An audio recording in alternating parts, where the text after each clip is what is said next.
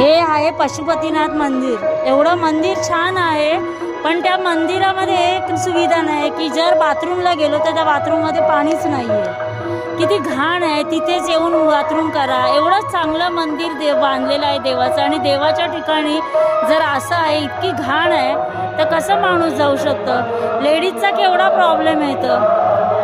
तर हे सगळं बघायला पाहिजे. तिथल्या संस्थापकांनी वगैरे हे सगळं बघितलं पाहिजे. तिथे संडास बाथरूमची सोय आहे, पण त्या संडास बाथरूमांमध्ये पाणीच हा प्रकार नाही आहे. तिथे असंच यायचं, बाथरूम करायचे आणि निघून जायचं. तर ह्याच्यावरती काहीतरी ॲक्शन घेतली पाहिजे.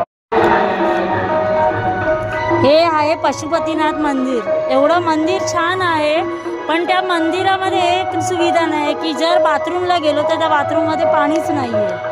किती घाण आहे, तिथेच येऊन बाथरूम करा. एवढं चांगलं मंदिर बांधलेलं आहे देवाचं, आणि देवाच्या ठिकाणी जर असं आहे, इतकी घाण आहे, तर कसं माणूस जाऊ शकतं. लेडीजचा केवढा प्रॉब्लेम येतं.